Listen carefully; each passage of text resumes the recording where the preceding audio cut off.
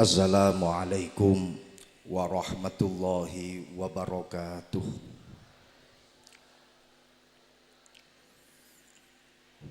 Para santri ingkang jawab salam banter dhewe kula dongaaken mugi-mugi enggal pikantuk jodoh.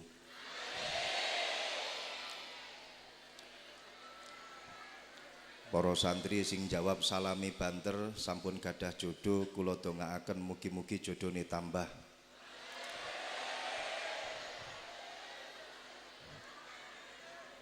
Maksud kula mugi-mugi tambah istiqomah.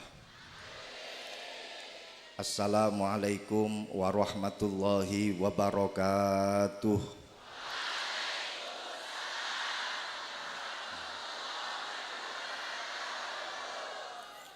Alhamdulillah sampun sami semangat anggenipun jawab salam.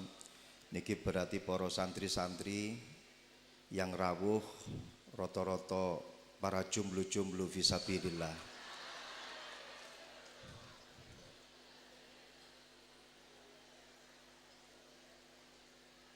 Ya Allah, bismillahi amantu billah, tawakkaltu ala Allah, masya Allah, la hawla wa la quwata illa billahil aliyyil azim. Sengaja kula wiwiti kelawan bismillahi amantu billah tawakkaltu ala Allah. Malam hari ini betul-betul saya tawakal dumateng Gusti Allah. Dipun timbali dening panjenenganipun Romo Kiai Halwani supados saged menghadiri acara haflah akhirus sanah. Tidak ada kata yang bisa saya ucapkan kecuali sami'na wa ata'na wamtisalan li amrihi. Dados hadir kula teng mriki panggenan gemetar tingkat tinggi para rawuh. Mugi-mugi niki mengke sampai saakhire acara kula mboten sampai semaput. Alhamdulillahirabbil alamin wa bihi nasta'inu ala umurid dunya waddin.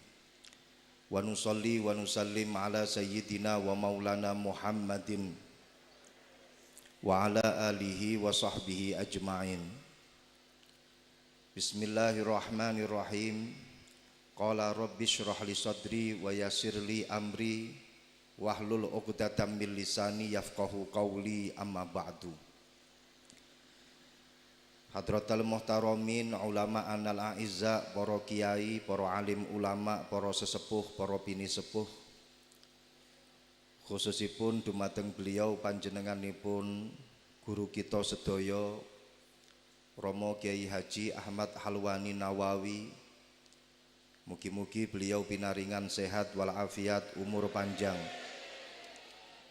Dalah sedaya keluarga besar Pondok Pesantren Merjan An-Nawawi, para dewan asatid, para pengurus yayasan, para wali santri ingkang kawula mulyakaken, dumateng para kiai khususipun Simbah Kiai Muzammil, Simbah Kiai Masyhuri, Mbah Kiai Ja'far, Kiai Munib, Gus Fadlun, sedaya para kiai, para masyayikh nyuwun pangapunten boten saged kawula sebat asmanipun setunggal-setunggalipun.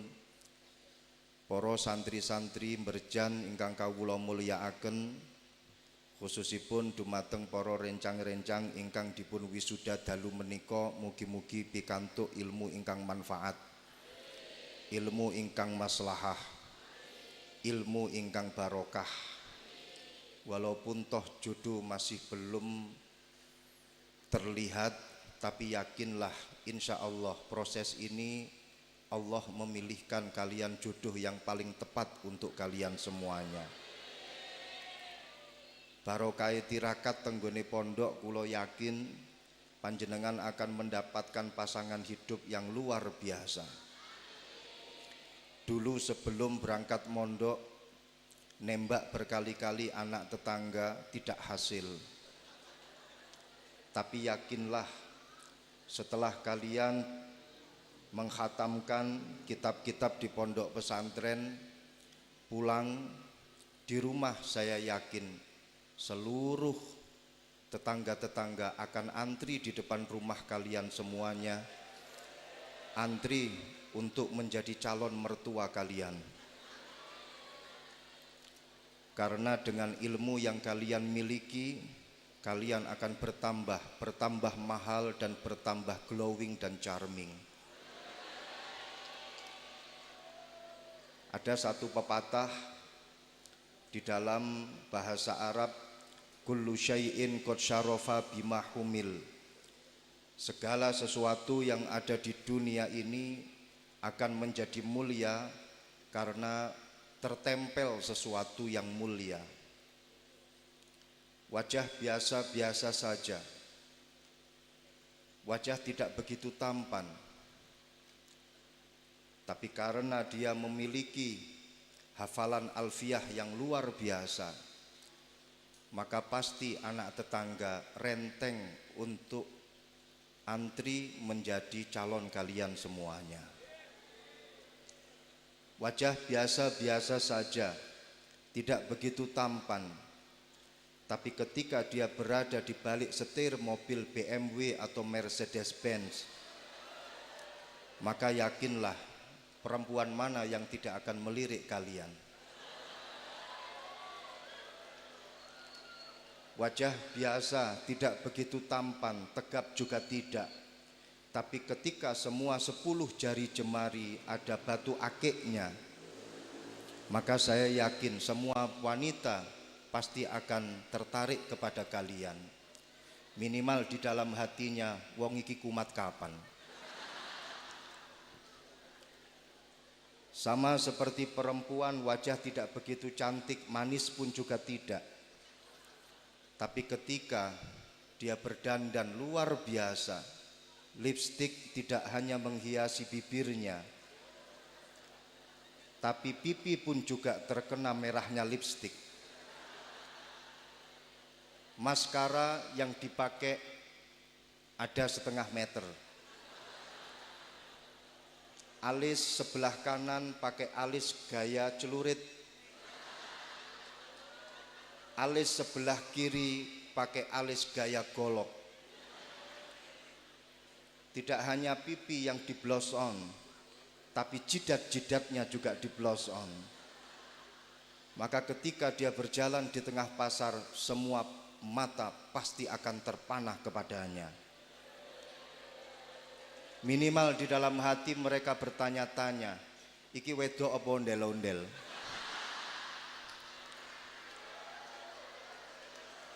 Masya Allah.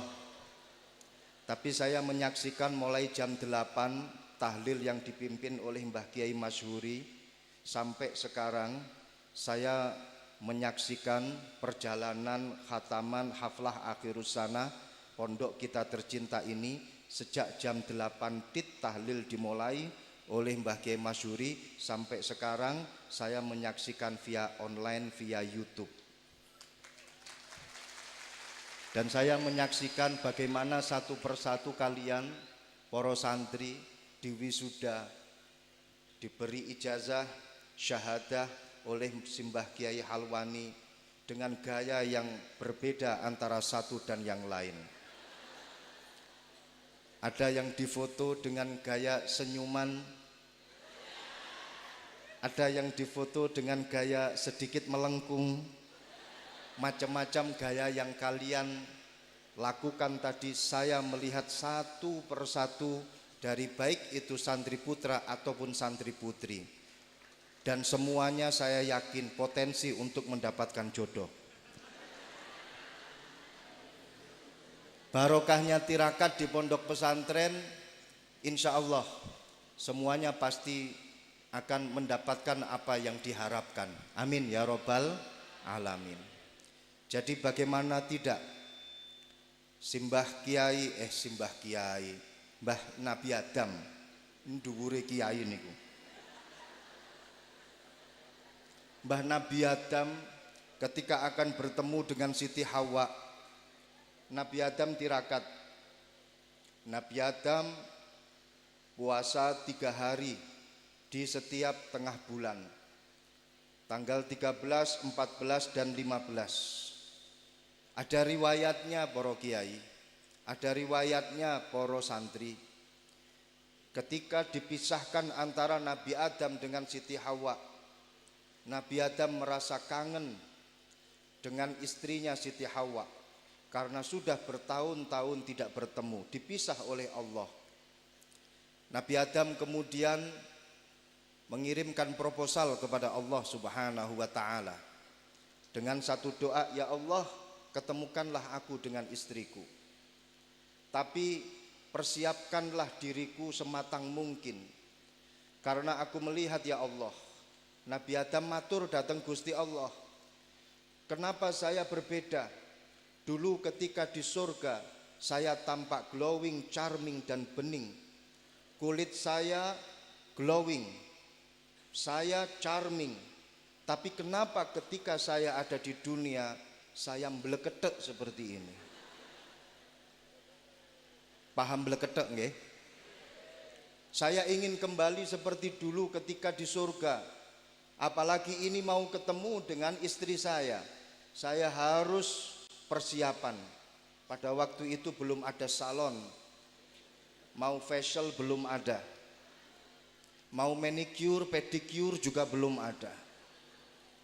Akhirnya Allah Subhanahu wa taala memberikan amalan kepada Nabi Adam.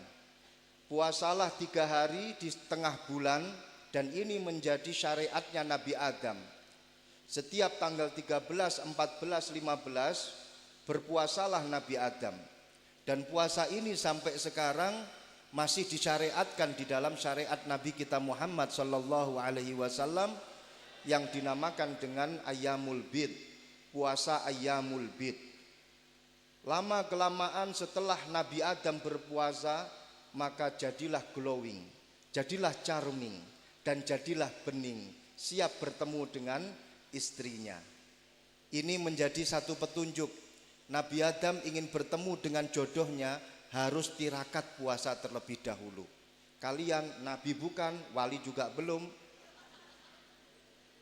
Kalau kalian tidak tirakat, maka mimpi kalian bertemu dengan jodoh kalian. Nabi Musa alaihi salam sebelum mendapatkan kitab Taurat, Nabi Musa puasa terlebih dahulu 40 hari. Puasa 40 hari, kemudian Nabi Musa mendapatkan kitab Taurat. Semuanya para nabi sebelum mendapatkan wahyu, sebelum mendapatkan kitab-kitabnya, para nabi pasti berpuasa terlebih dahulu, tirakat terlebih dahulu. Maka kalian ingin mendapatkan harapan, ingin mendapatkan cita-cita yang kalian inginkan, kalian harus bertirakat. Apalagi kalian ingin mendapatkan jodoh kalian, kalian juga harus bertirakat. Dalam satu syair juga dikatakan, tirakatku hanya untuk engkau, tiada dusta, sumpah ku cinta sampai ku menutup. Alhamdulillah. Acha Septria saja harus bertirakat. Dia mengakui sendiri, ingin mendapatkan jodohnya harus bertirakat. Fa insya Allah dengan apa yang kalian lakukan di pondok pesantren ini menjadi wujud tirakat bagi panjenengan semuanya, dan panjenengan akan mendapatkan apa-apa yang menjadi harapan panjenengan, apa-apa yang menjadi cita-cita panjenengan. Amin amin ya rabbal alamin. Estu para rawuh, hadir saya di sini niki tangan niki ketok-ketok wis gebes kabeh niki. Di depan beliau, di depan para kiai, saya hanya ingin tabarukan dengan pondok pesantren Berjan. Bagaimana dulu menurut cerita yang beliau sampaikan, Simbah Kiai Mahrus doa di sini dan diamini oleh para kiai. Saya matur dumateng beliau, Kiai, kira-kira doa yang telah diberikan oleh Mbah Kiai Mahrus datang pondok mriki, saya pinjam sebentar untuk pondok saya, kira-kira kersa napa mboten, agar pondok saya juga mendapatkan keberkahan seperti Pondok Pesantren An-Nawawi Berjan menika. Jadi kalau sudah doa itu dilantunkan oleh seorang yang soleh, kemudian yang mengamini juga orang-orang yang soleh, maka tidak ada alasan doa tersebut cepat untuk diijabahi oleh Allah Subhanahu wa ta'ala. Jadi begini, ada satu kisah. Kisah ini disampaikan di dalam kitab An-Nawadir. Masih jarang saya sampaikan melalui via YouTube. Panjenengan lihat di YouTube juga masih jarang. Kisah ini mengisahkan tentang seorang yang kena prank, yang kena tipu dari seorang yang mengaku sebagai mujahidin fisabilillah. Jadi ceritanya, suatu malam ada satu rombongan perampok. Jam 2 malam dia mendodok pintu salah seorang penghuni desa. Dok, dok, dok. Tuan rumah kaget, panjenengan juga. Pintu kemudian dibuka. Ketua rombongan berkata, kami semuanya ini adalah para mujahidin fisabilillah. Kami semuanya adalah pasukan-pasukannya Allah. Dan malam hari ini kami mencari tempat penginapan. Kira-kira kalian para tuan rumah berkenan atau tidak? Agar kami bisa beristirahat di rumah kalian. Jawab tuan rumah, Masya Allah, Alhamdulillah. Kami bersyukur kepada Allah, rumah kami diberkahi oleh para mujahidin fisabilillah. Tidurlah mereka. Sebelum mereka tidur, tuan rumah berkata kepada ketua perampok yang mengaku sebagai al-mujahidin, para mujahidin, Bapak Ketua Mujahidin, saya itu punya anak, dari kecil dia lumpuh. Saya ingin barokah doa. Doa dari panjenengan agar anak saya ini bisa berjalan. Mohon barokahnya. Kemudian tuan rumah mengambil satu gelas dan diisi air, dan airnya kemudian diberikan kepada ketua perampok. Didoain. Panjenengan tahu bagaimana doanya seorang perampok? Wallahu a'lam. Pokoknya angger muni, lemah abang nyimpang, lemah ireng anteng, lemah putih ngalih jul jal jalut, mandi mandio gak mandio porao. Bismillahirrahmanirrahim.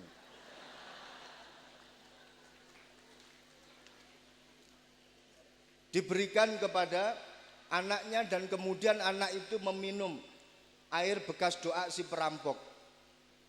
Kemudian mereka istirahat. Ketika tuan rumah istirahat, para perampok melanjutkan aksinya, mengambil semua barang-barang yang ada di rumah. Menjelang subuh, rombongan perampok akan keluar melalui pintu jendela. Tapi sebelum dia loncat, dia melihat anak yang tadi malam itu lumpuh. Anak ini sudah berjalan di teras rumah. Para perampok kemudian kaget. Bukankah tadi malam dia itu masih lumpuh? Kemudian dia kembali lagi memanggil tuan rumah, itu anakmu di teras rumah, bukannya tadi malam itu masih lumpuh? Iya, tapi barokah doa panjenengan para mujahidin, alhamdulillah anak saya langsung bisa berjalan. Ini perampok langsung kaget, dan seketika itu dia bertobat kepada Allah Subhanahu wa ta'ala. Pertanyaannya, dari doa yang ada, iki sing mandi, sing dongo apa sing ngamini?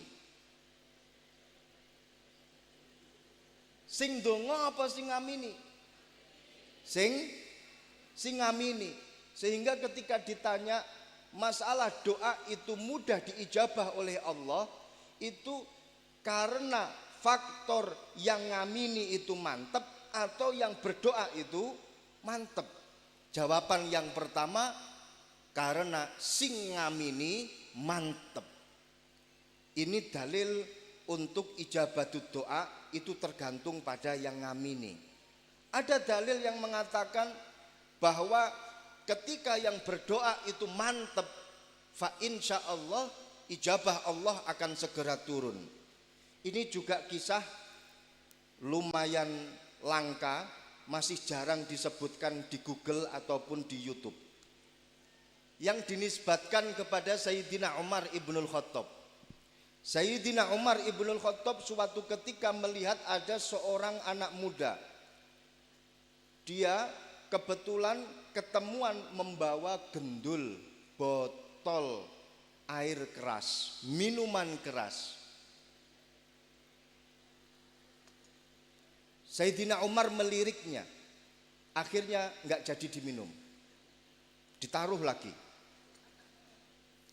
Sayyidina Umar menyamperinya. Sayyidina Umar mendatangi pemuda tersebut. Botol itu kemudian diselipkan, disembunyikan di balik jubahnya. Dia sambil berdoa kepada Allah, "Ya Allah, Umar telah melirikku membawa botol minuman keras. Ya Allah, aku takut ya Allah. Bagaimana aku nanti dirajam oleh Umar? Ketahuan aku membawa botol minuman keras." Siapa yang tidak takut dengan lirikannya Sayyidina Umar? Apalagi dia ketemuan bersalah.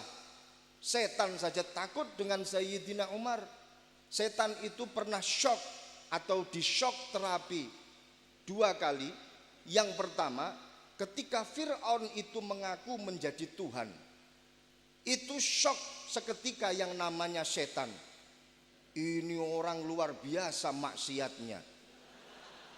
Saya aja tidak pernah mengatakan diri saya Tuhan.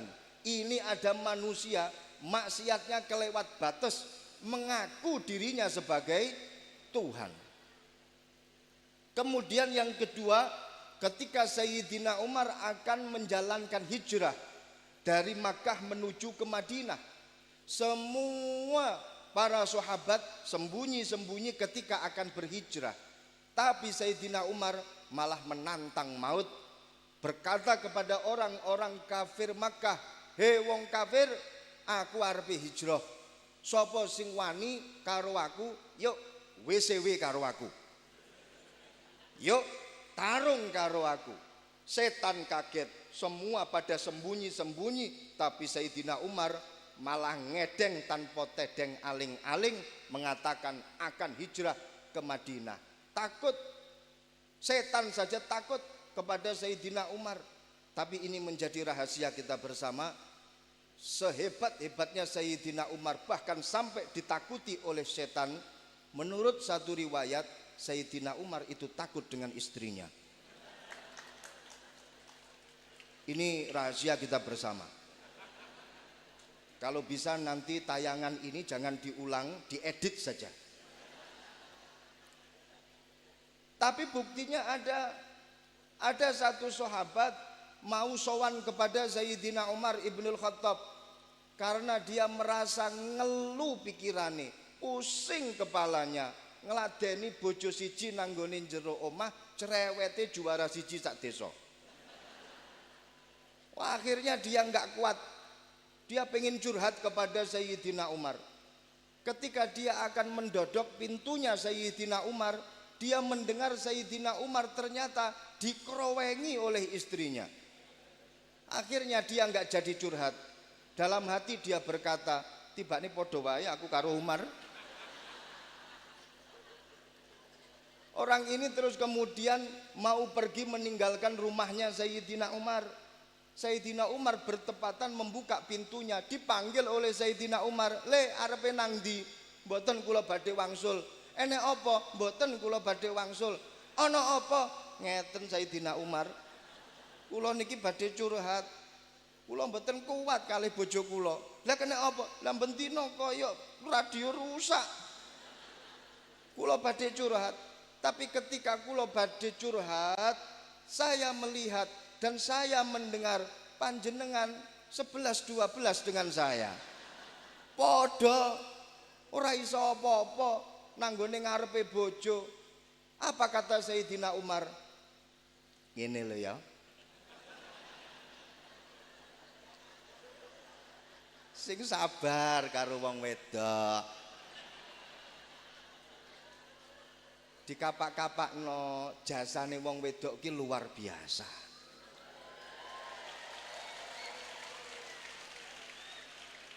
Wong wedok kuwi sing ngladeni awake dhewe. Bendina masak panganan dienggo awake dhewe. Walaupun toh awakmu kadang mangan pas ketika enek undangan, tapi dhek tetep masak. Wong wedok sing ngramut anak-anake awake dhewe. Kadang awakmu lali karo anakmu. Wong wedok sing ngramut anake awake dhewe. Wong wedok sing bersih-bersih omahe awake dhewe. Kadang awakmu lunga nanggone omahe bojone tangga.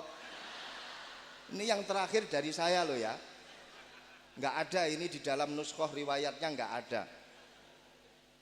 Awake dhewe sabar wae karo wong wedok. Iki dawuhe Sayyidina Umar. Makane jenengan para rawuh santri-santri lanang lek pengin keramat koyok Sayyidina Umar, sabar karo wong wedok. Padha jenengan santri wedok lek pengir bojo lanange keramat cerewet to bendina. Niki Sayyidina Umar. Makane rumiyin wonten setunggalipun waliyun min auliyaillah naminipun Abdurrahman Bajalhaban. Abdurrahman Bajalhaban ini adalah seorang wali yang tidak mengerti bahwa dirinya itu adalah wali. Dan wali yang tinggi derajatnya menurut satu riwayat itu ya wali sing gak ngerti lek piyambake niku wali. Lek wali tapi kok ngerti, dekne niku wali biasa-biasa, wali kota, wali murid, biasa lek niku. Tapi ini adalah seorang wali yang tidak mengerti bahwa dirinya itu adalah wali. Namine Abdurrahman Bajalhaban. Setiap hari aktivitasnya di masjid. Turu nang masjid, dzikiran nang masjid, sholawatan nang masjid, maca Quran tenggone masjid, ibadah tenggone masjid, koyok-koyok omahe niku masjid.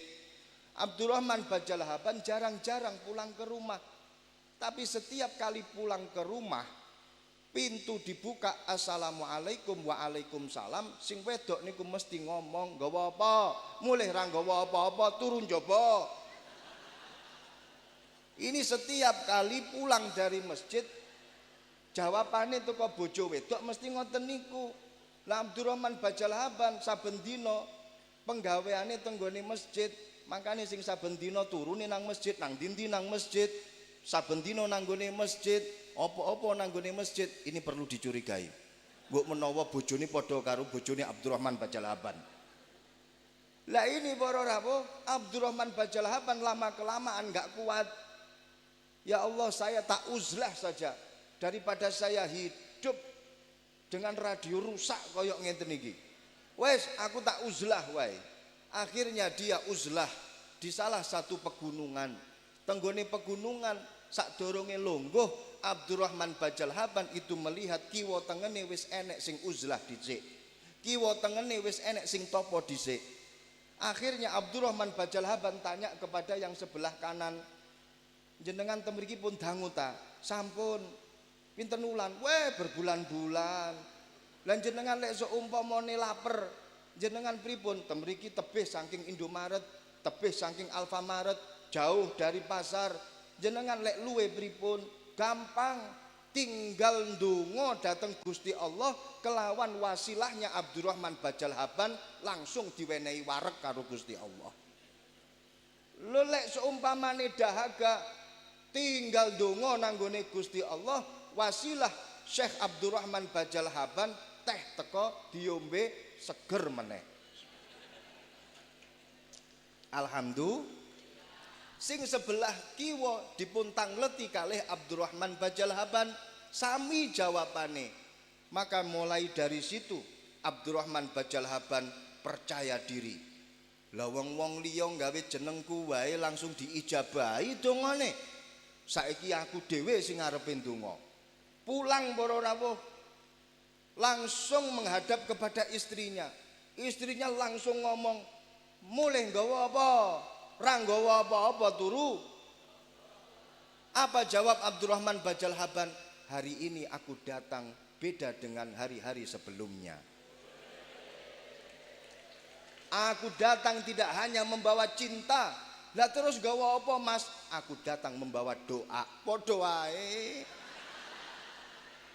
Emang cinta hanya dengan doa Mas? Tapi doaku ini lain. Kata Abdurrahman Bajal Haban, coba kamu sebutkan, kamu pengen apa saja akan kumintakan kepada Allah. Insya Allah sebentar lagi apa yang kamu minta pasti diijabahi oleh Allah. Beneran Mas? Bener, ndak bahaya tak? Ndak.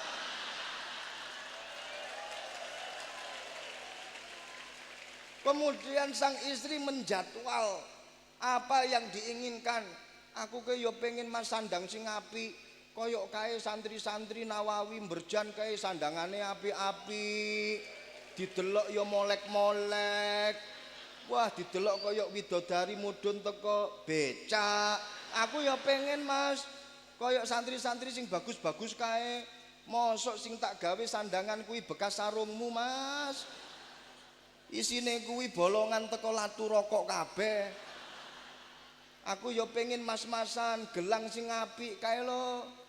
Koyok bunyai-bunyai kae, koyok nawaning-nawaning kae. Masya Allah, didelok charming, glowing, mengkilap kriang-kriing. Aku yo pengen Mas. Wes, kata Abdurrahman Bajal Haban, tak dongakno, ya Allah, kau tahu yang dimau istriku. Donga para rawuh. Mantun ngonten dijak lungguh bareng, yuk ditunggu kapan ijabahi Gusti Allah tumeka. Dinteni 15 menit, gak teko-teko.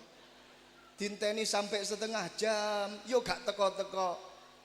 Langsung garwane niki nyenggol, endi Mas? Jawabane Abdurrahman Bajal Haban, sik to. Ono sak jam, garwane nyenggol meneh, endi Mas? Jawabane napa?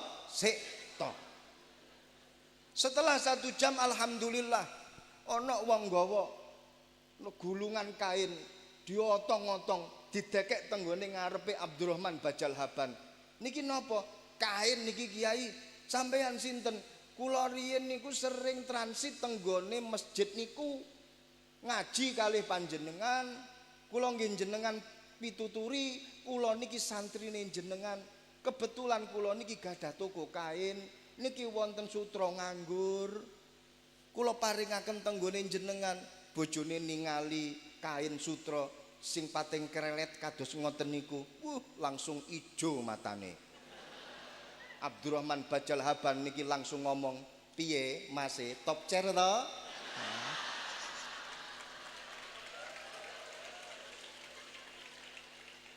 Tirose garwane lho, Mas endi? Sik to dilungkas. Akhirnya dalam beberapa menit kemudian ono wong nggawa peti didekek tenggone ngarepe Abdurrahman Bajal Haban. Panjenengan sinten? Kula santri panjenengan. Kebetulan kula duwe mas nganggur. Niki kula paringaken tenggone jenengan. Dibuka sak peti mak blak niki isine emas kabeh, perhiasan, gelang, kalung sak piturute. Sang garwa kemudian mesem biru matane para rawuh. Lha niki barokahe Abdurrahman Bajal Haban krana wedi marang bojo wedok. Makane sampeyan lek pengin ijabah donga kelawan cepet secepat kilat, golek bojo sing cerewet. Insyaallah dengan demikian kalian pasti doanya mudah diijabah, cepat diijabah. Para santri-santri wedok pengen duwe bojo lanang sing dongane ijabah cepet napa mboten? Pengen napa mboten? Cerewet nggih.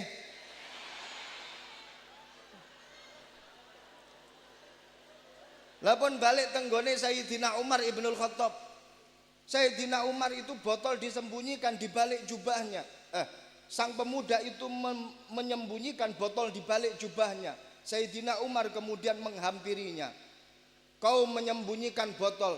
Boten. Terus apa yang kau sembunyikan? Nggih botol. Apa yang ada di dalam botol itu? Cuka Sayyidina Umar. Bohong. Saya lihat bentuk botolnya seperti botol topi miring. Itu pasti bukan botol biasa. Kemudian oleh Sayyidina Umar diambil, dibuka itu botol dan dicium oleh Sayyidina Umar. Ternyata betul berubah menjadi cuka. Subhanallah. Diicipi oleh Sayyidina Umar dan ternyata rasanya cuka. Jadi sudah berubah menjadi cuka. Akhirnya kan halal karena memang sudah berubah menjadi cuka. Badek berubah dari cuka akhirnya menjadi halal. Dan seketika itu pemuda ini langsung bertobat kepada Allah Subhanahu wa taala. Pertanyaannya, siapa yang doanya itu diijabahi oleh Allah dalam kasus semacam ini? Yang paling cepat diijabahi oleh Allah tentu karena orang yang berdoa. Ini yang kemudian la yughayyirul qada illa du'a. Tidak ada yang tidak mampu untuk merubah keputusan Allah Subhanahu wa taala kecuali doa.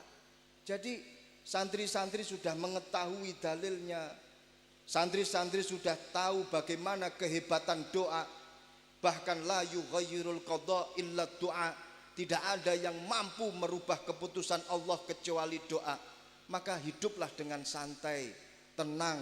Walaupun toh dia sekarang menjadi milik orang, tapi kau masih bisa berdoa, ya Allah, kembalikanlah dia kepadaku. Jadi kita punya doa gitu loh. Permasalahannya itu kadang santri itu tidak memiliki rasa percaya diri. Kalian berada di pondok pesantren sudah full doa. Kalian di pondok pesantren sudah full ngaji. Doa yang kalian dapatkan dari berbagai macam penjuru. Dari doanya mustahik, dari doanya kiai, dari doanya guru, dari doanya wali santri, orang tua kalian, demikian juga calon mertua kalian ikut mendoakan kalian. Maka tidak ada rasa untuk tidak percaya diri. Seorang santri harus punya rasa percaya diri. Kalian punya bekal. Bekal apa yang tidak kalian punya? Keterampilan punya, wawasan punya. Baik itu wawasan agama kalian punya. Nadoman apal kabeh niki wau luar biasa. Wawasan duniawi kalian juga punya. MC-nya aja pakai 2 atau 3 bahasa luar biasa. Kalian sudah punya semuanya. Maka tidak ada alasan bagi kalian untuk tidak memiliki rasa percaya diri. Maka santri itu harus punya rasa percaya diri, karena semua komponen untuk menuju percaya diri sudah lengkap. Lah kok ada santri sing delewer, kliar, kelemar, kelemer. Ini ngenes saya melihatnya itu. Masya Allah, ngenes sekali saya melihatnya. Jadi dengan percaya diri tersebut kalian akan menjadi orang yang memunculkan sesuatu yang amazing. Seperti yang disampaikan oleh Joy Namat. Joy Namat itu punya satu makalah. Tema makalahnya adalah tentang confidence atau rasa percaya diri. Joy Namat itu bukan seorang santri, tapi dia adalah seorang pemain football. Jadi apa yang dia katakan ini objektif, tidak subjektif. Joy Namat ini bukan seorang santri. Dia itu adalah seorang pemain football. Football itu kalau dalam Amerika itu bentuk bolanya itu lonjong. Kalau bentuk bolanya bulat ini namanya soccer. Joy Namat ini berasal dari Amerika dan dia adalah striker pemain football. Amerika dalam hal football itu yang mendunia.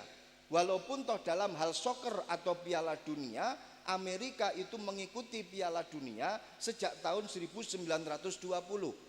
Tapi sepanjang Piala Dunia itu dihelat sampai kemarin tahun 2022, Amerika itu tidak pernah masuk semifinal.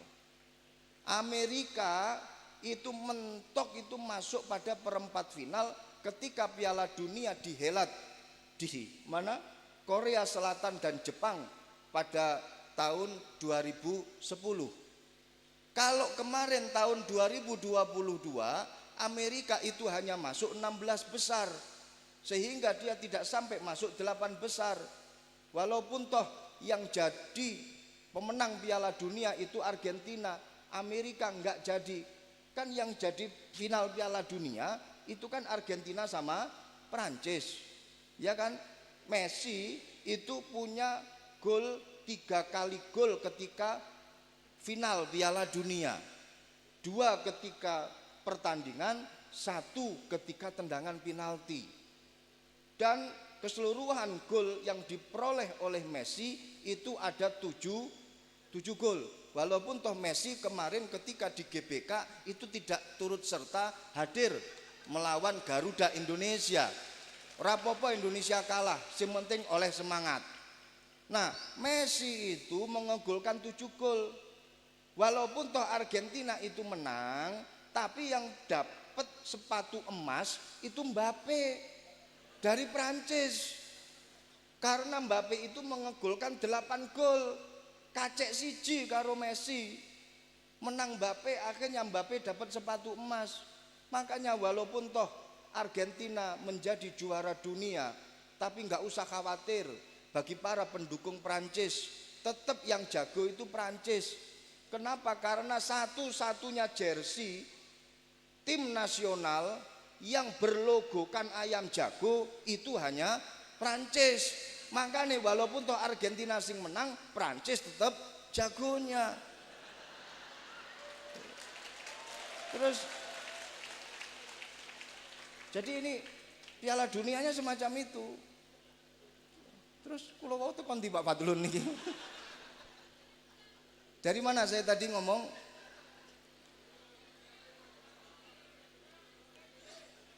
Joy Namat. Joy Namat itu punya satu makalah. When you have a confidence, you'll have a lot of fun. And when you have a fun, you can do amazing things. Sing keplok-keplok ya pengerti artine. When you have ing dalem nalikane anduweni sapa sira, a confidence ing rasa percaya diri, you'll have mongko bakal anduweni sapa sira. Asluhu you will have. Kemudian kulibat nukilat fasoro you'll have. Mongko bakal anduweni sapa sira. A lot of fun ing pirang-pirang rasa bunga. And when you have lan ing dalem nalikane anduweni sapa sira a fun ing rasa bunga, you can do mongko bakal iso nglakoni sapa sira amazing things ing pirang-pirang perkara kang bisa nggawokake apa ma ka ing sira. Ngeten iki lek dudu arek pondok gak iso para rawuh. Jadi ini perkataannya Joy Namat. Joy Namat itu sampai mengatakan setiap orang itu harus punya rasa percaya diri kalau pengen dia memunculkan amazing things. Kalau dia ingin mewujudkan sesuatu yang luar biasa, dia harus punya rasa percaya diri. Karena dengan percaya diri, dia pasti bahagia. Lah wong niku lek bahagia, ya mesti duwe rasa percaya diri. Santri itu harus punya rasa percaya diri dan harus bahagia. Melarat tetap bahagia, sugih sering, yo tetap bahagia. Dimanapun berada harus tetap bahagia. Oleh sopo wae utawa gak oleh sopo-sopo, yo tetap bahagia. Dengan bahagia yang dimiliki oleh para santri, maka dia akan menciptakan sesuatu yang amazing, sesuatu yang luar biasa. Maka dari itu sampean para santri sudah tidak ada alasan lagi untuk tidak punya rasa percaya diri. Faktornya semuanya sudah ada. Dungone dari para masyayikh lengkap. Tapi dengan satu syarat, seperti tadi yang disampaikan di dalam Mau'izatul Hasanah dari beliau Simbah Kiai Halwani, ojo sampai istakhofa, apa maneh sampai i'tirad, apa maneh sampai merusak hubungan antara kalian dengan guru-guru kalian. Bahaya. Jangan sampai terpisah hubungan antara kalian dengan guru-guru kalian. Sering kawula aturaken bahwasanya seorang santri dengan gurunya itu memiliki alaqah.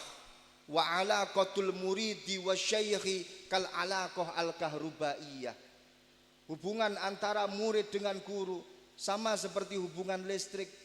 Lampu ini bisa menyala terang benderang semacam ini sampai gak ketok tak delok niki kedap-kedip saking terange niki krono ono aliran listrik sehingga dapat menyala. Lek seumpamane mboten wonten listrike pejah para rawuh.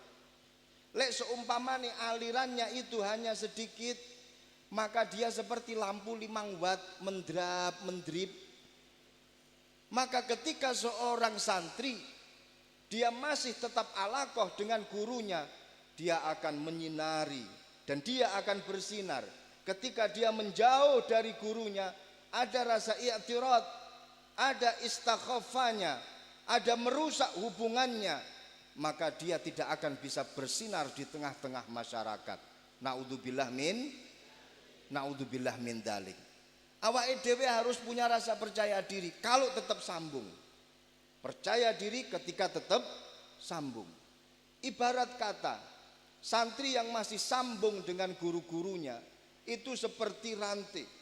Rantai niku para rawuh kalau digantung sampai ke bawah, dan rantai ini dalam nama Arabnya itu adalah silsilah. Silsilah itu ada silsilah keilmuan, ada silsilah keluarga.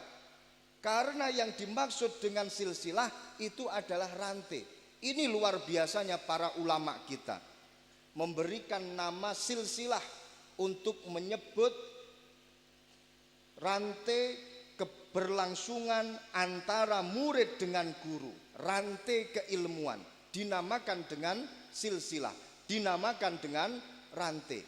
Karena begini, nilai filosofinya, kalau rantai itu bisa dikatakan rantai ketika masih tersambung.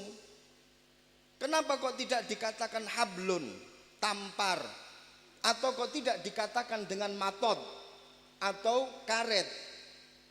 Orang itu kalau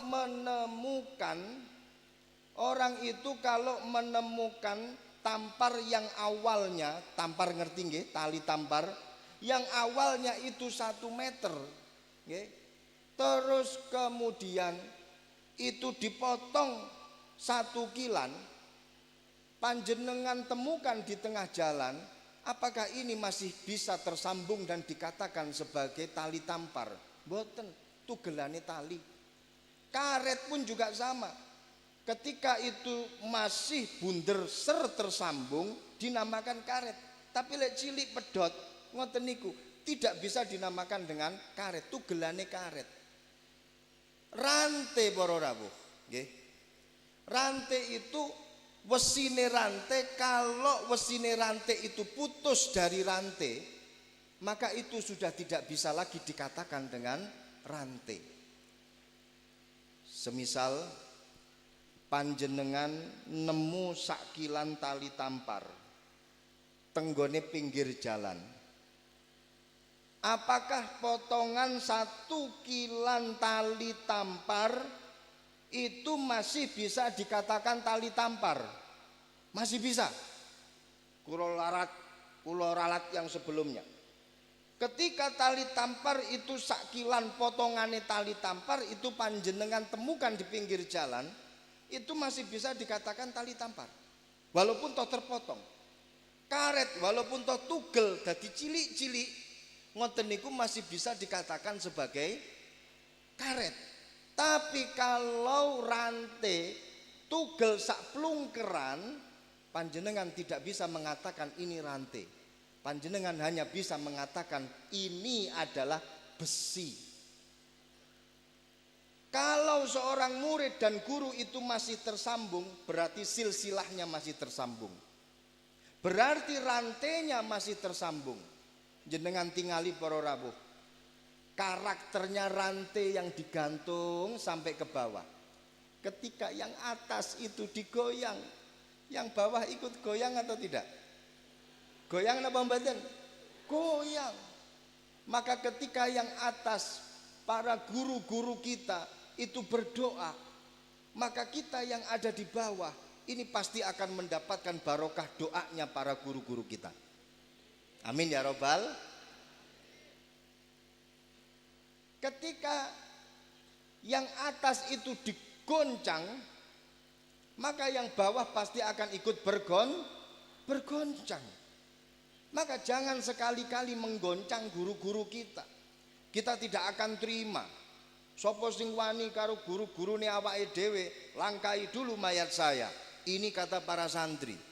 Pramila rumiyin para rawuh ketika tenggone Rembang Simbah Kyai Mahrus wekdal niku wonten tenggone pondok Kasingan Mbah Kyai Khalil.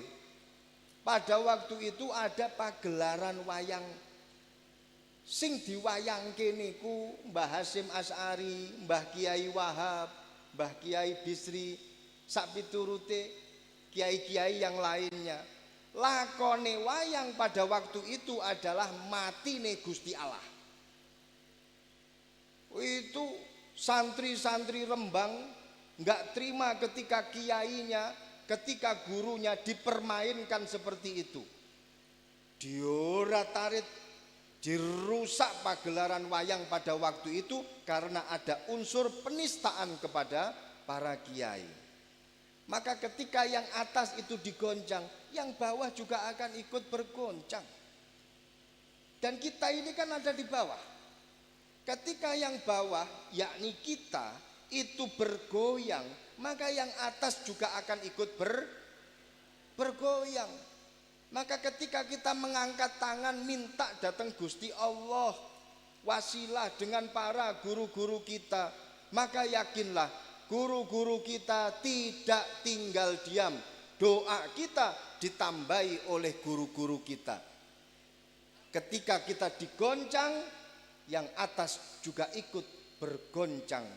Ketika ada yang jahilin kita, ketika ada yang memfitnah kita, maka enggak usah khawatir, guru-guru kita tetap bersama dengan kita.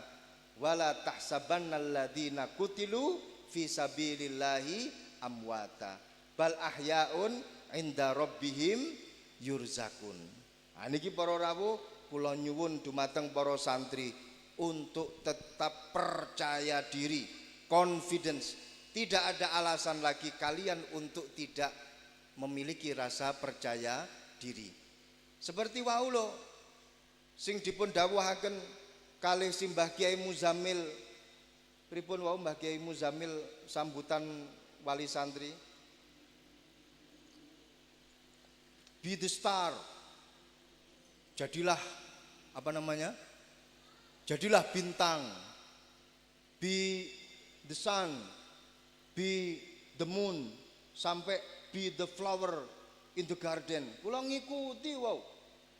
Mulai jam 8 kula metenteng Kyai. Wah, ini Mbah Kyai Muzammil luar biasa, sampai memberikan semangat kepada kita semuanya. Be the star. Jadilah kalian itu adalah jadilah kalian itu adalah bintang. Mbok menawa nggih apal lagune Coldplay. Look at the stars. Look how they shine for you. And everything you do.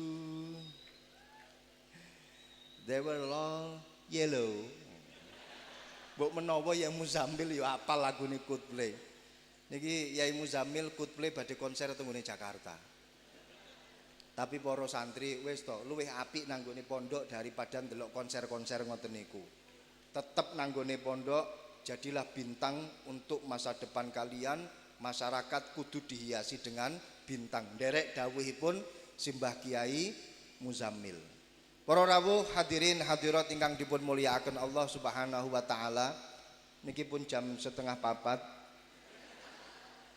Kira-kira sampun napa lanjut? Lanjut napa sampun? Lanjut. Insyaallah nyuwun ngapunten Kyai. Lanjut nggih. Sampai jam 4:30 nggih. Dawuhipun Al-Imam Ali karamallahu wajhah, innallaha la yu'ti 'abdahu ilman illa wa huwa syakirun. Allah Subhanahu wa taala tidak akan pernah memberikan ilmu yang manfaat kepada hamba-hambanya kecuali dia memiliki rasa syukur datang Gusti Allah. Jadi saya minta walaupun toh ini nanti selesai sampai jam 4:30 semuanya ikhlas. Deal. Walaupun toh ini nanti selesai sampai jam 4:30 semuanya bersyukur kepada Allah. Deal. Panjenengan terusaken sampai jam 5 kali Kiai Muzammil, saya tak pamit terlebih dahulu. Terus para rawuh, apa yang kalian lakukan nggih kudu memang bener-bener pokoknya liyung diru kaumahum pun niki jenengan cekeli. Pokoknya untuk memberikan pelajaran ngeden-ngedeni, memberikan pelajaran syariat kepada kaum di mana kalian berada di dalamnya. Pun ora usah dadak niat macem-macem. Apa meneh sampai niatan pengen viral ngoten niku. Wah, jauh dari itu semuanya. Viral insya Allah dadi viral dewe. Tanpa harus dipun napa namine, tanpa harus disetting sedemikian rupa. Kalau toh memang masyarakat itu membutuhkan kalian, kalian pasti akan dicari oleh masyarakat. Jadi para rawuh, ada satu makalah yang disampaikan oleh Sufyan As-Tsauri. Sufyan As-Tsauri niku dawuh, al ulama idza alimu amilu. Ulama niku ketika mereka memiliki ilmu, mereka mengamalkan ilmunya. Niki para ulama. Sufyan As-Tsauri menika gadah senior naminipun Imam Abu Hanifah. Bagaimana beliau mempraktekkan alimu amilu. Imam Ibnu Hanifah menika pernah didatangi oleh seorang wali santri. Wadul wali santri niki dumateng Imam Abu Hanifah. Wadule ngeten, "Kiai, saya ini punya anak mondok di tempat panjenengan. Tapi anak saya selama berada di pondok ini menghabiskan dompetnya orang tua, Kiai. Ini Kiai gimana sih cara ngeramut anak? Gimana sih cara ngeramut santri?" Dados para rawuh sing duwe pesantren tenggone omah rasa kaget menghadapi wali santri sing jenise kados ngeten niki. Niki pun wonten sejak zamane Imam Abu Hanifah. Mantun ngoten. Imam Abu Hanifah dawuh, "Lah anakmu kena apa? Kok sampai iso ngentekno dompetmu iki, anakmu kena apa?" "Lah pripun Kiai? Anak kula niki senengane mangan daging. Lek ngombe niki mesti ngombe susu." Niki lek seumpamane wonten susu tak praktekno temenanan niki mungkin. Mantun wonten anak kula niki senengane lek nyemil niki nyemil keju. Bagaimana tidak kempes niki dompet kula? Lek anak kula mangane kados ngeten niki. Apa jawab Imam Abu Hanifah? Nggih, 40 hari kamu datang ke sini.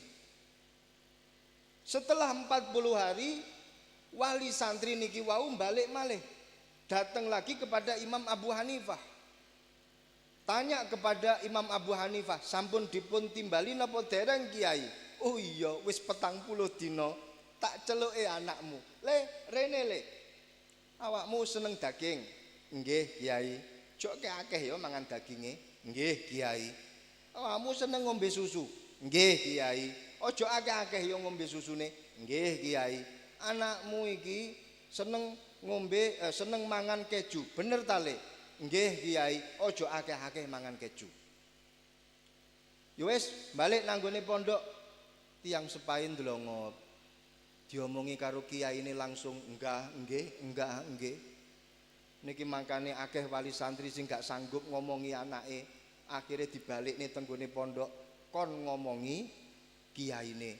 Mboten usah kaget para rawuh, enek wali santri sing kados ngeten niki awit zamane Imam Abu Hanifah wis enek jenis wali santri sing koyok ngeten niki. Wali santri itu kemudian tanya, "Alah Kiai, ngoten mawon dadak kula ken nenggo 40 dina. Kok mboten pas kula mriki langsung jenengan dawuhi?" Jawabe Imam Abu Hanifah napa? "Jok rame-rame ya. Aku soale ya padha seneng daging. Aku ya seneng susu, aku ya seneng keju. Sadurunge aku ngomongi anakmu, aku ngeker dhisik 40 dina. Ini Imam Abu Hanifah. Dan saya yakin ustad-ustad tenggone berjan niki kaya Imam Abu Hanifah kabeh. Amin ya rabbal alamin. Idza alimu amilu wa idza amilu syughilu. Kalau sudah mengamalkan ilmunya, para ulama ini disibukkan. Disibukkan dengan apa? Fatwanya, pengajiannya, diundang ke sana kemari. Insya Allah kula siap Kiai nderek 1 minggu lagi tenggone Malaysia, 4 hari teng Malaysia, siap kula nderek Kiai. Kan beliau wau dawuh tenggone Malaysia 4 hari teng nggih. Alhamdulillah. Nah, para rawuh, kalau sudah syughilu maka dia tulibu. Kalau sudah ditulibu maka fukidu. Kalau sudah fukidu harobu. Kalau sudah berilmu mereka mengamalkan ilmunya. Kalau sudah mengamalkan ilmunya mereka disibukkan. Disibukkan dengan apa? Fatwanya, pengajiannya dan lain sebagainya. Kalau sudah disibukkan semacam itu mereka dicari. Dicari dan kemudian direkrut. Butuh apa? Ayo dadi juru kemenangan untuk nomor sekian, nomor sekian. Nggih napa nggih? Lah kalau sudah tulibu sing dikampanyetno kuwi wis menang, wis fukidu dilangke wae, malih jarang sowan, malih jarang teko. Tapi alhamdulillah dewane awake dhewe Pak Kiai Fadlun ini tidak ada fukidunya, tetap istiqomah kepada para kiai. Tepuk tangan untuk Pak Fadlun. Lah kalau sudah fukidu harobu, para ulama ini langsung pergi. Ini adalah karakter para ulama. Dan Sufyan As-Sauri mungkin kula gadah angen-angen, mungkin ini adalah pengalaman pribadinya Sufyan As-Sauri. Jadi Sufyan As-Sauri hidup pada tahun 96 Hijriah.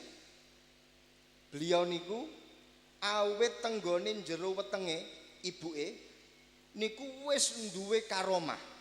Luar biasa.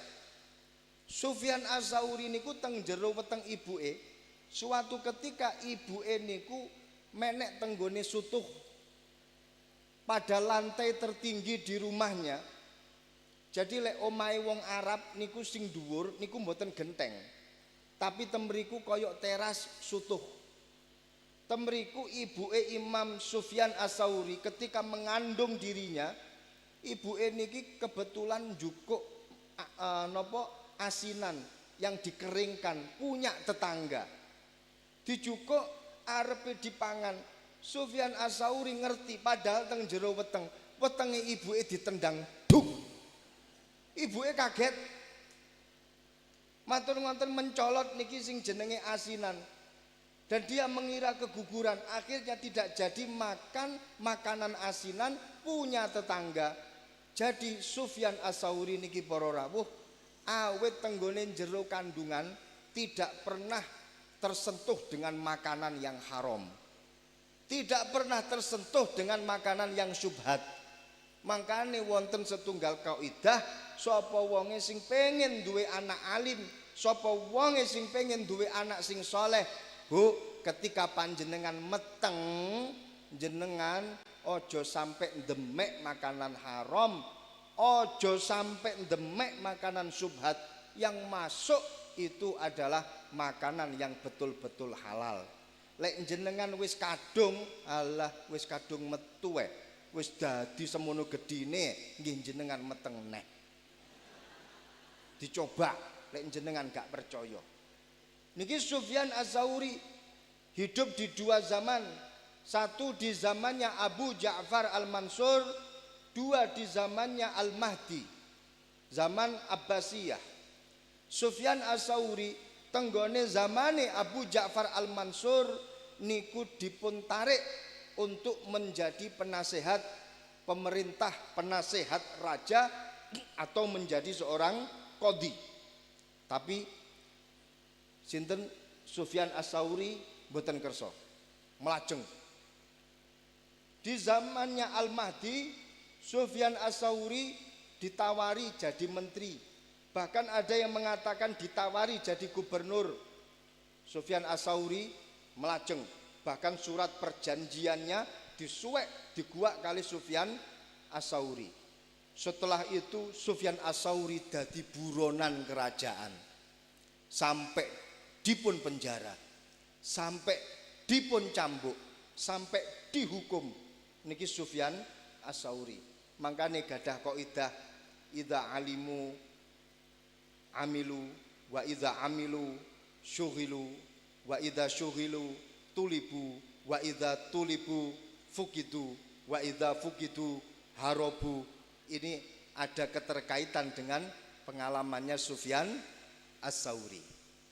Dan beliau niki gadah setunggal kaidah ngeten, babakan masalah viralisme.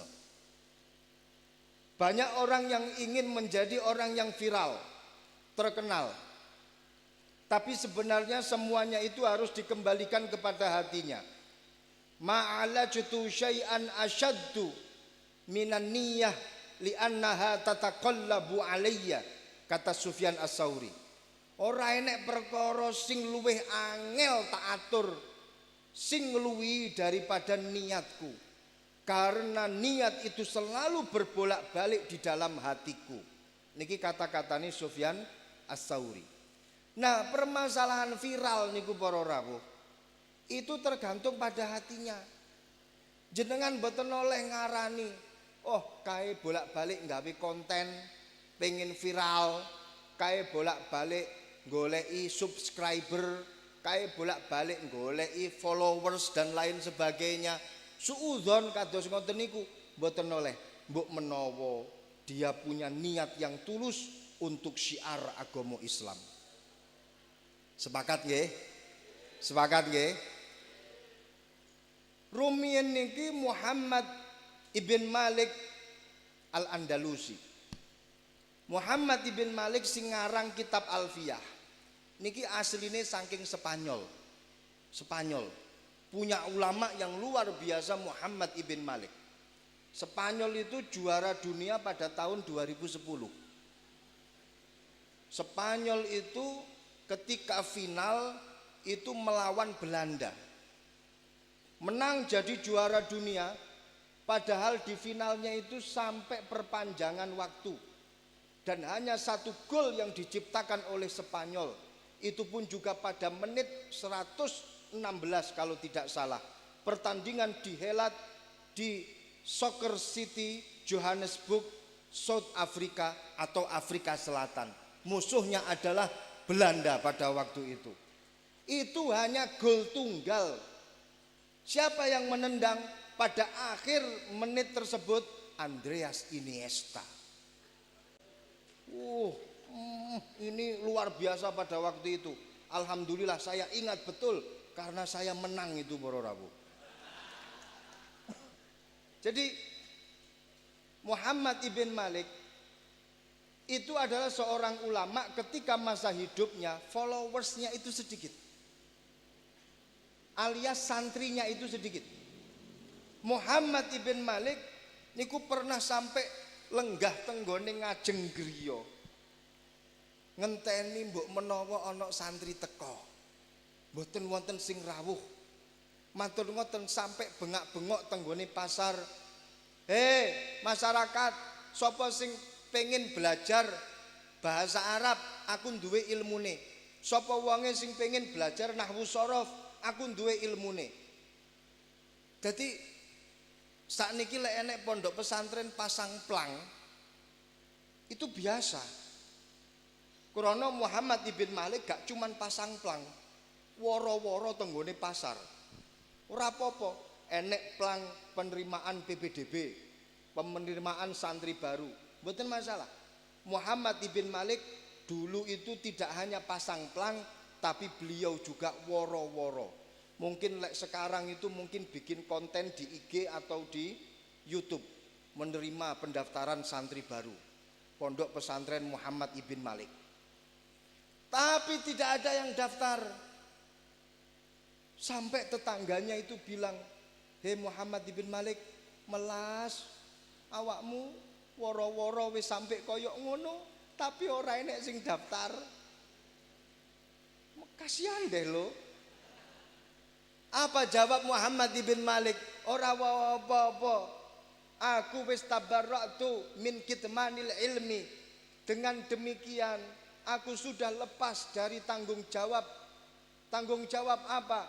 Untuk mensyiarkan ilmu. Aku sudah lepas dari dosa. Dosa apa? Dosa menyembunyikan ilmu.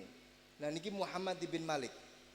Jadi Muhammad Ibn Malik niku para rawuh, walaupun toh tanpa followers yang banyak pada waktu itu, walaupun toh tanpa subscribers yang banyak pada waktu itu, tapi Muhammad Ibn Malik punya seorang santri yang dugdeng luar biasa. Wau namine dipun sebut kalih Mbah Kiai Halwani, Yahya Ibn Syaraf An-Nawawi. Ini santrinya Muhammad Ibn Malik. Dadi macan, walaupun toh sidik followers tapi manfaatnya luar biasa. Imam Nawawi pernah bertanya kepada Imam Muhammad Ibn Malik, takone ngeten, "Wahai guruku Muhammad Ibn Malik, wonten setunggal hadis. Hadise niku dawuh ngeten, qala lanal uzza wala uzza lakum." Kemudian dipun aturaken dateng Kanjeng Nabi, wong kafir Quraisy niku ngilokno awake dhewe Kanjeng Nabi. Apa yang mereka katakan? Mereka mengatakan lanal uzza wala uzza lakum. Aku duwe pangeran jenenge Uzza. Awakmu gak duwe pangeran sing kaya Uzza. Terus Kanjeng Nabi dawuh, qala ala tujibu lahum. Apakah engkau tidak menjawabnya? Para sahabat kemudian dawuh matur dateng Kanjeng Nabi, pripun jawabe? Lana maulana wala maula lakum. Awake dhewe duwe maulana wala maula lakum. Niki dawuhe Kanjeng Nabi. Wonten maulana. Mugi-mugi Gus Maulana ikut menyaksikan kita saat ini dari Saudi Arabia. Ya Allah, mahallu syahidnya itu adalah pada lafaz ala tujibu lahum. Ala tujibu lahum itu adalah af'alul khamsah. Kemasukan lanya itu bukan lanahi, sehingga posisi af'alul khamsah di situ tidak dalam kondisi jazm. Tapi kenapa kok nunnya dibuang? Mestinya ala tujibuna lahum, tapi di situ nunnya dibuang. Apa kata Muhammad Ibn Malik? Karena af'alul khamsah alamat rofaknya itu adalah subutun nun, tetapnya nun. Dan tetapnya nun itu adalah pengganti daripada dhammah. Dhammah itu terkadang ditakhfif, maka nun itu terkadang juga ditakhfif dengan cara dihilangkan menjadi ala tujibu, bukan ala tujibuna lahum, dengan cara nunnya itu dihilangkan. Ini proses belajarnya Imam Nawawi kepada Muhammad Ibn Malik. Dan Muhammad Ibn Malik itu bukanlah kiai yang pada waktu itu punya followers yang banyak. Walaupun toh sekarang siapa yang tidak kenal dengan Muhammad Ibn Malik. Pengen terkenal gampang. Katanya bala fi zamzam, bala fi bi'ri zamzam liyashtahiro. Ada satu pepatah Arab, pengen terkenal gampang, moro tenggone mriko Mekah uyuwono banyu Zamzam, mesti seketika itu kalian pasti langsung terkenal. pasti langsung viral. Niki kaidah utawa pepatah bahasa Arab lho nggih. Bala fi bi'ri zamzam liyash tahiro. Jadi permasalahan viral ya, itu adalah permasalahan yang kembali kepada hati. Jangan kemudian ketika orang bikin konten viral malah dicaci maki.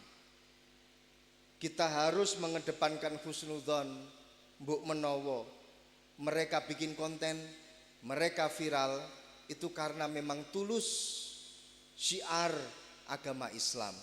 Kalian para santri jangan takut untuk kalian dikenal oleh masyarakat. Jangan minder ketika kalian dibutuhkan oleh masyarakat.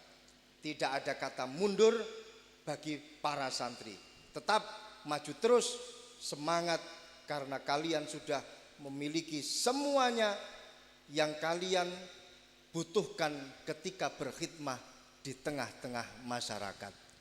Mungkin niku para rawuh ingkang saged kawula aturaken, mugi-mugi kula kalih panjenengan sami pikantuk barokahipun Mbah Kiai Nawawi Mberjan, pikantuk barokahipun Mbah Kiai Halwani, pikantuk barokahipun Pondok Pesantren Mberjan. Mekaten ingkang saged kawula aturaken, nyuwun agunging Sih Samudra pangaksami. Kula mboten wantun Kiai.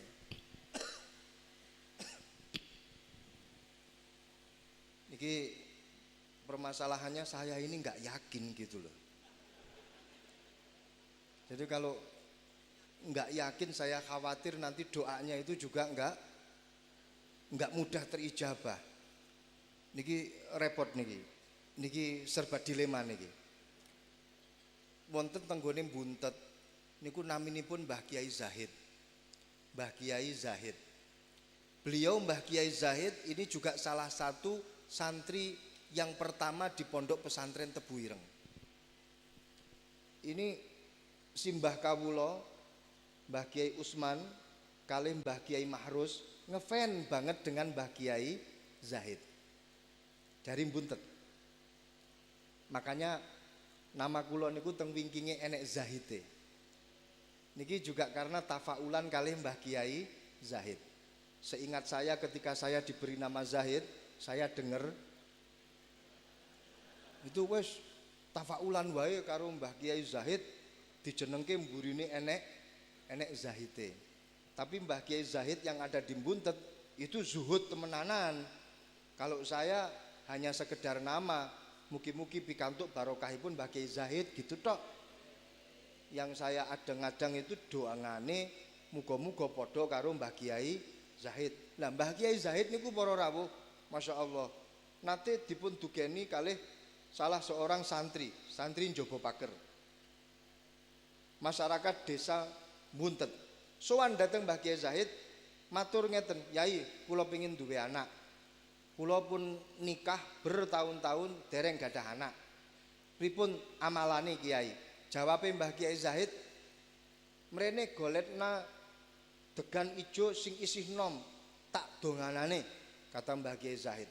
Akhirnya santri ini membawa degan. Degan itu diberikan kepada Mbah Kiai Zahid, dipegang pakai tangan kanan oleh Mbah Kiai Zahid. Mbah Kiai Zahid kemudian berdoa. Dongane Mbah Kiai Zahid luar biasa. Setelah dongo ditiupkan pada degan itu, setelah itu, nggih, santri itu tahu tiupannya Mbah Kiai Zahid itu tidak pada degannya, tapi pada tangan kirinya yang di atasnya itu tidak ada degannya. Kata santrinya, Yai, degannya di sebelah kanan, bukan di sebelah kiri.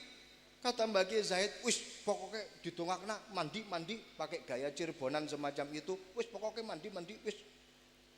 Akhirnya diminum dan alhamdulillah setelah beberapa bulan meteng para rawuh, hamil para rawuh.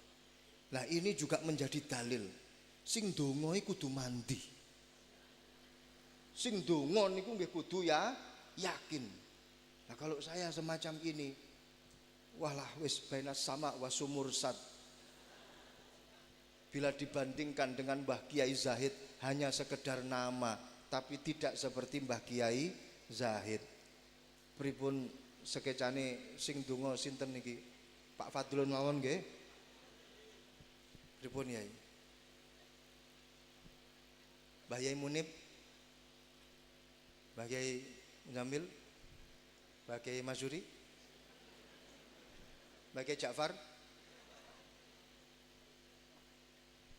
Insyaallah.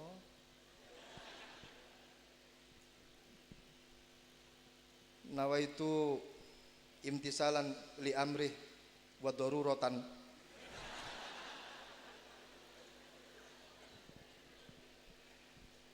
Dalam tingkah darurat tubihul mahdurat, perkara batangnya insyaallah payu. Niki nggih krana darurat akhirnya saya yang bukan siapa-siapa ya akhirnya dikongkon donga nyuwun pangapunten saderenge liridhaillah wa li syafaati Rasulillah sallallahu alaihi wasallam wa ila kulli niyatina wa maqasidana wa hajatina Allahumma qdi hajatina baligh maqasidana khallis niyatina bisri wa bi barakati wa bi nuri suratil Fatihah. A'udzu billahi minasyaitonir rajim. Bismillahirrahmanirrahim. Alhamdulillahi rabbil alamin arrahmanir rahim maliki yaumiddin. Iyyaka na'budu wa iyyaka nasta'in ihdinas siratal mustaqim siratal ladzina an'amta 'alaihim ghairil maghdubi 'alaihim waladdallin amin. Bismillahirrahmanirrahim. Bismillahi Allahumma anta rabbi la ilaha illa anta rabbi 'alaika tawakkaltu wa huwa rabbul arsyil azim. Allahumma inna nas'aluka ya Allah. Allahumma inna nas'aluka ridhaka wal jannah wa na'udzubika min sakhatika wan nar. Alaika tawakkaltu wa anta rabbul arsyil azim wa la haula wa la quwata illa billahil aliyyil azim. Allahumma ij'alna min ibadikas sholihin waj'alna minal maqbulin waj'alna minal mardiyyin. Allahumma tahassanna bidil izzati wal mulki wal malakut wa tasamna bidil qudrati wal qahri wal jabarut. Allahumma ya Allah ij'alna ya Allah min ibadika salihin wa minal ulama'ir rasyidin wa minal ulama'al amilina bi ilmihim bi haqqi kaf ha ya ain sad kufina wa bi haqqi ha mim ain sin qaf humina wa bila haula wala quwata illa billahil aliyyil azim nusirna. Allahumma qawwi hadzal ma'had. Allahumma sallim hadzal ma'had. Allahumma ij'al hadzal ma'had ma'hadan mubaraka ma'hadan mardiyya ma'hadan mustaqiman ila yaumil qiyamah. Allahumma ya Allah ij'al hadzal ma'had ma'hadan ma'muran bit ta'at ma'hadan ma'muran bil ibadat ma'hadan ma'muran bid dirasah. Allahumma ij'al man sakana fi hadzal ma'had waj'al man khadamaha fi hadzal ma'had ij'alna wa iyyahum ya Allah min ibadikas salihin wa minal ulama'ir rasyidin. Ij'alna wa iyyahum ya Rabb min ahlil ilmi wa min ahlil khair wa min ahlit tuqa wa min ahlil Qur'an wa min ahli la ilaha illallah Muhammadur Rasulullah. Allahumma ij'al hadzal ijtima'an mubarakah. Ij'al jam'ana hadza jam'an marhuma wa tafarruqana min ba'dihi tafarruqan ma'suman marhuma. Ya Rabbana lakal hamdu kama yanbaghi li jalali wajhikal karimi wa 'azimi sultanik. Rabbana dhalamna anfusana wa illam taghfir lana wa tarhamna lanakunanna minal khasirin. Rabbana atina fid dunya hasanah wa fil akhirati hasanah wa qina adzabannar. Wa sallallahu ala sayyidina wa maulana Muhammad wa ala alihi wa sahbihi wa sallam walhamdulillahi rabbil alamin. Assalamualaikum warahmatullahi wabarakatuh.